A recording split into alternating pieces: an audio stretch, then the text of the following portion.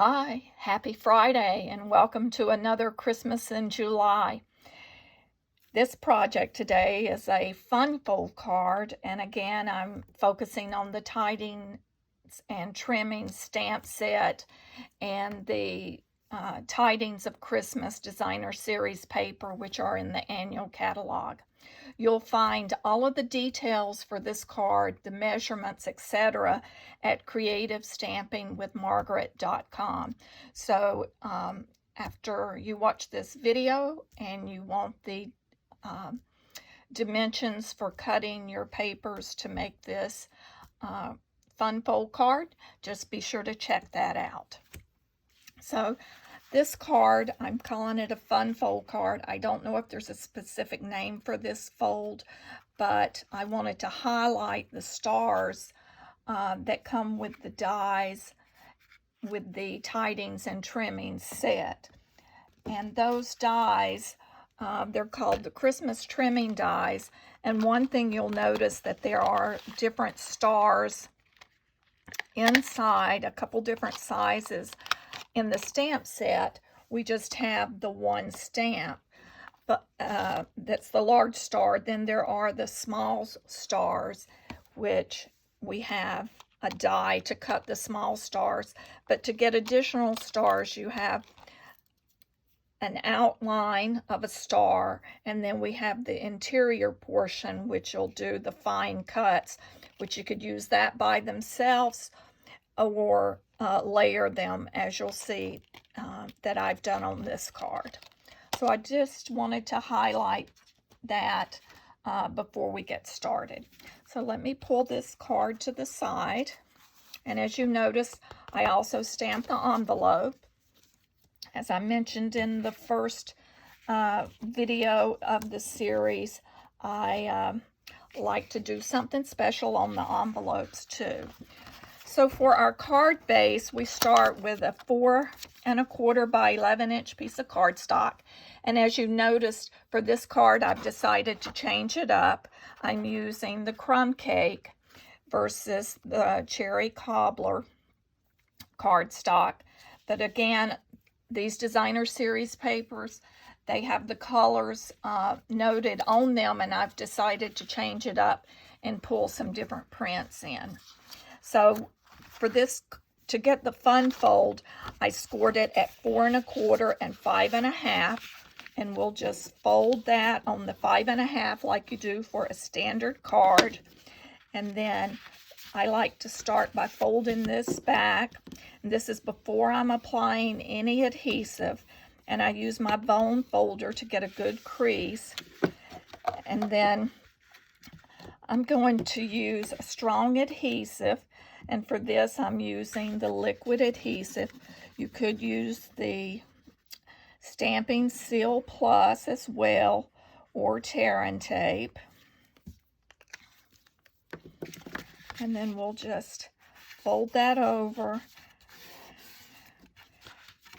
And now we have our flap, so we have our card base prepared. And we'll set that to the side and let that finish drying. Then the other materials that I have, I've selected 2 pieces of coordinating designer series paper. Again, this is the Tidings of Christmas Designer Series paper. One strip is 1 inch by 4 inches, and then I've cut a square that is 3 3/4 by 3 3/4. I have cut 2 pieces of the basic white cardstock. Both are 4 by 4. One is for the interior. As you see on this interior, I stamped my holiday wish that came from the stamp set and just added that to the interior. And then the other, we will lay the designer series paper on. I have also, this is the envelope. Let me pull that to the side. And I have pre-cut all of these things just so the video isn't so long. But I do have a few little pointers that I will show you along the way. So just so you know that how I assembled these. So I stamped one of the stars using the stamp in the stamp bundle, and I have used the coordinating die to cut that. Then I just cut one plain unstamped, and then I also cut the interior of that will fit and layer, as you see right here on this white star.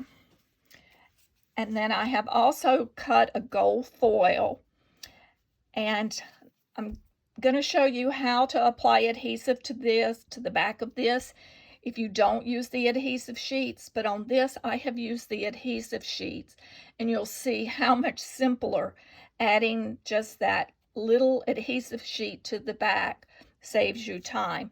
But I'll also show you how to add adhesive to fine areas that you need to add adhesive to. So we'll do that in just a moment.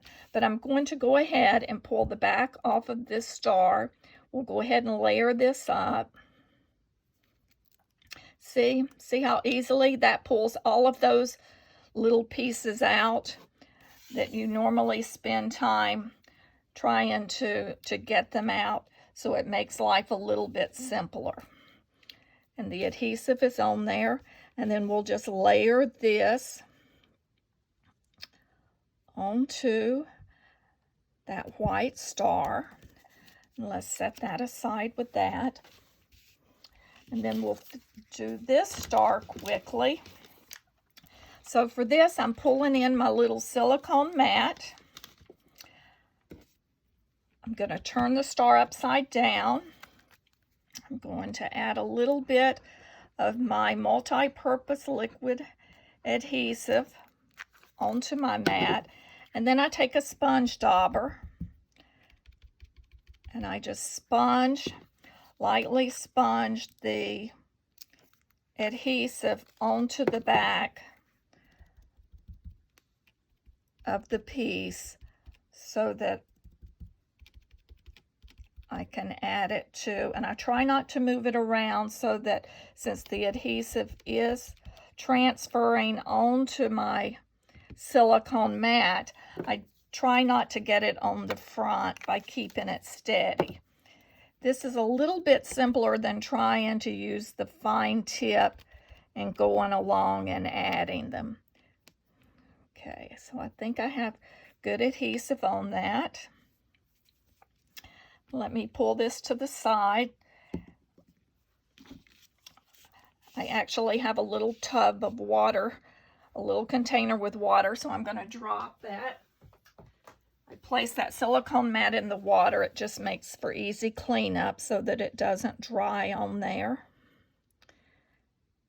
Now we just layer that on. See how simple that was? And I found these at, I think, one of the dollar stores. I keep a little water in the bottom of it, and then I just store my sponge dauber in that, the one that I use for gluing. That's just a good little tip. Occasionally I will rinse that out. I will take and rinse it out to clean it so it doesn't get so hard once the adhesive dries. That's just a little housekeeping tip for you. So now let's start with the card assembly. Since we have our stars ready, I also cut 2 of the small gold stars out when I cut the square of gold foil to get the interior fine cut. I just placed the star in the negative areas that were left and cut 2 of the gold stars. As you see, I've placed them on the side of the sentiment. And as soon as I cut them, I go ahead and put them onto my glue dots. That way they're easier to remove when you're ready to use them. That's just another little tip for you. So let's adhere the larger square of designer series paper. We'll center that onto the basic white square. I love this fun fold because it gives you the illusion of a larger card, but then when you open it, it's a 4x4, the portion where your sentiment and your design goes. It's just a lovely, lovely design. And then we'll take this 1x4 strip and we're going to add it to the folded card panel.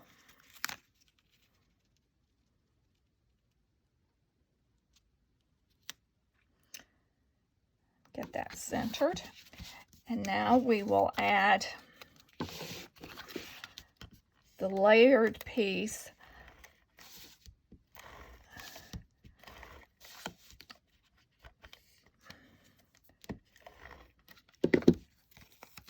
on top of the card front.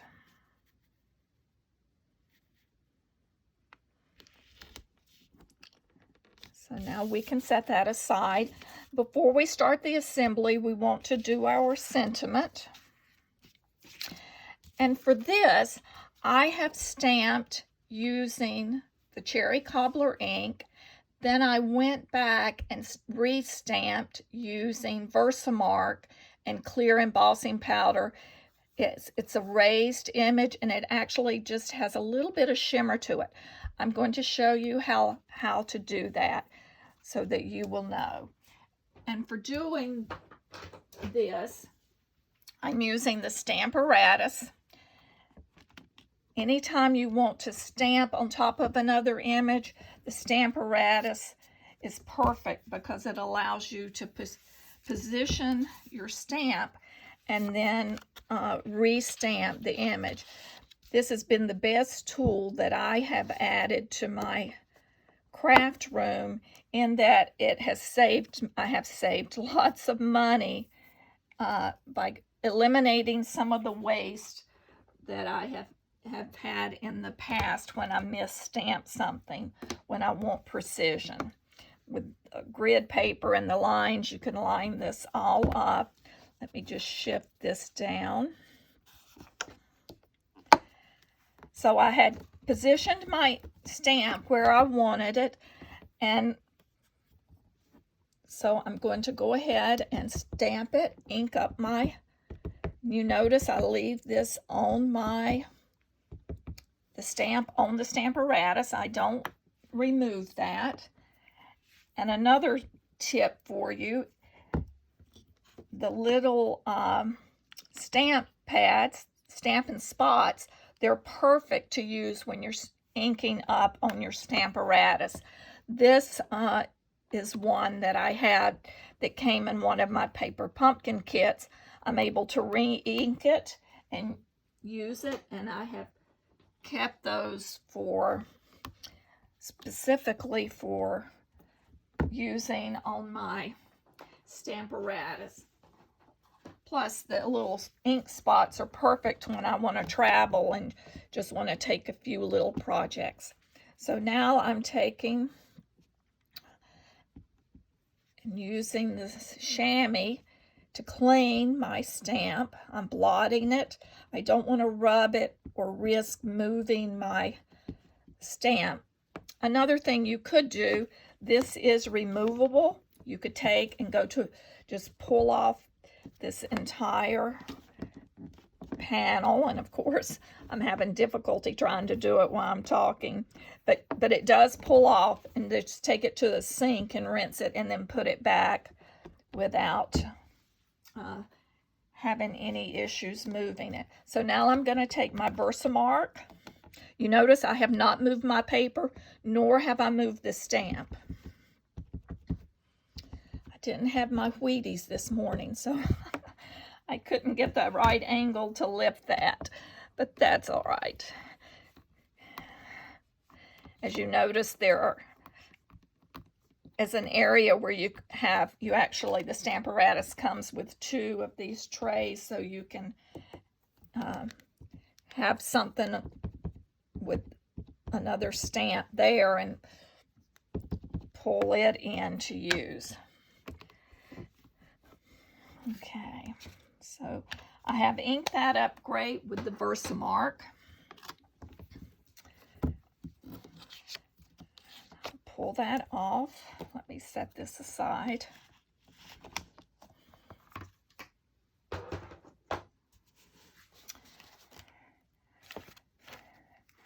And I've got clear embossing powder. Better double check that. Yes, that is the clear. And so we'll just flood our image. And as you can see, it's sort of cloudy looking. I'm just tapping that off. That's the way it should look because of the embossing powder. Let me pour that in there, or you know what's going to happen when I pick up the heat tool.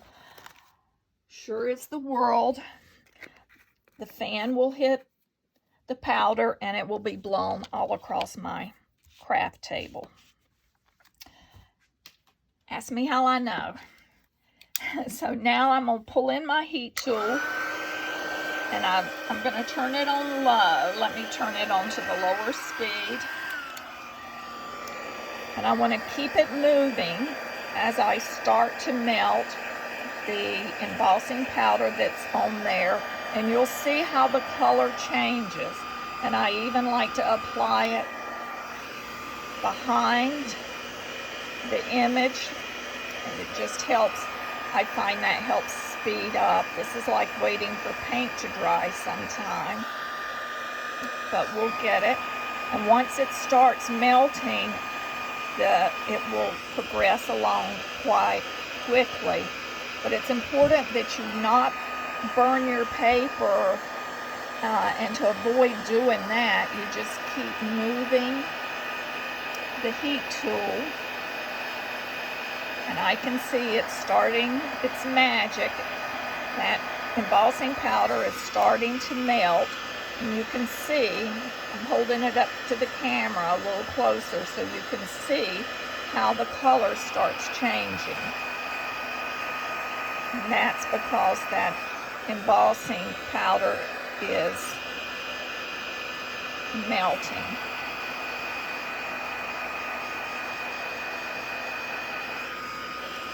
I really should have it on high. It just makes such noise when I'm trying to demonstrate. Let me just do it for a second to move it along since it's starting to melt now. There we go.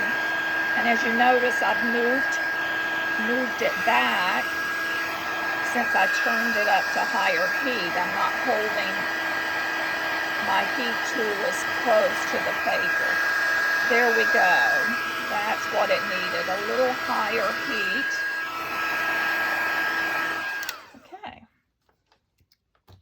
So there we have our sentiment, which has been stamped and then clear embossed over. And I've run my fingers across. I don't feel any loose of the loose powder. If I did, I would go back and add a little heat. There may be, yes, there is, just at that E on the B. There we go. That's all it took, was one little hit of heat. And then I cut the sentiment using a die from the Hippo and Friends die set. That, if you have not looked at that die set, take a look at it. Even if you aren't interested in the hippos, it is full of a lot of different shapes that are perfect for cutting sentiments. So I have already pre-cut one to use, but I wanted to show you how to stamp and emboss using the clear embossing. So I'm going to set that aside. Now we'll finish up our card. So the next step, we pull in the card front. We're going to add the sentiment. I did not use dimensionals on the sentiment because I wanted, as you notice on this, I've added height with my stars. So I put the sentiment down in the right corner. We've got that adhered. Now to start with our stars. And I'm going to put stamping dimensionals on the back of the large star. And sometimes I know I go overboard with these dimensionals adding, but I don't want my image to fall off of my card. And I thought, so as much time and effort that you put into cards, adding an extra piece of adhesive or an extra dimensional really is worth it. So we'll position the large star off to the side, and that helps us to determine where we'll place the other cards, the other stars, excuse me. So, and these also have dimensionals on them. And in addition to the dimensional, the area that I'm laying across the star, I'm using a glue dot just to hold it in place. I put it on 2 of the points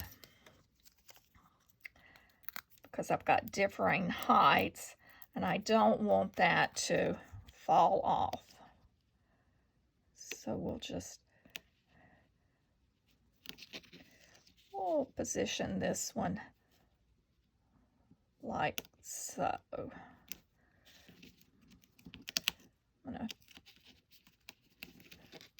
Let me check that again. Okay, there we go. And then for this one, I'm going to place it. Let me add a couple dimensionals to the back. And there again, I'm going to place a glue dot on the point that I'm going to overlap on the large star since it's already lifted. And I've set that over. Let me just pull that more to the middle. There. Oh, I didn't put it against, but didn't press hard enough to pull the glue dot.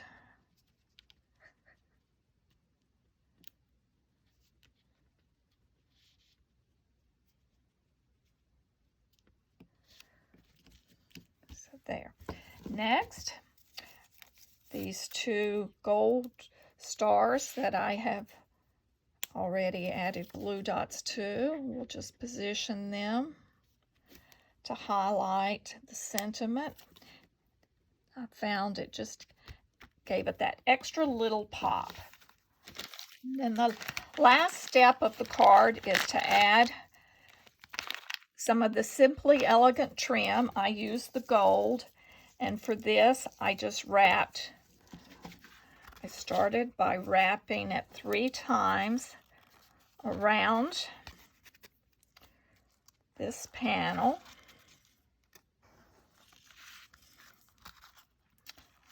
I need to give myself a little bit more in the front to tie with. So there's 1,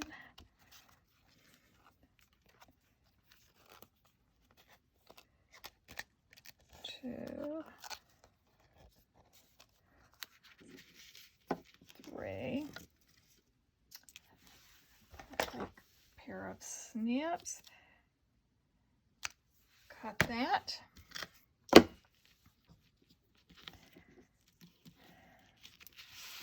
And now we just tie this into a bow. And I'm tying it up closer to the top.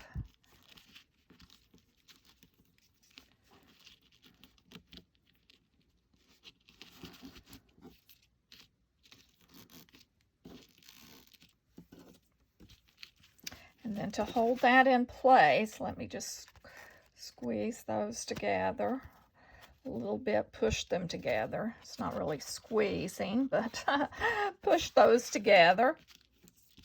And then to hold my bow in the position that I would like it, I'm going to take the handy dandy glue dots, and I'm going to place a glue dot right below where that bow is. And that helps hold that, particularly with this cording.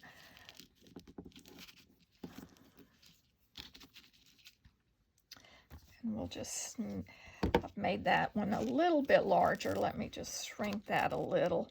And then another thing that I like to do after I get these tied, particularly with the cording, I will take and go back with just one little dab at the knot.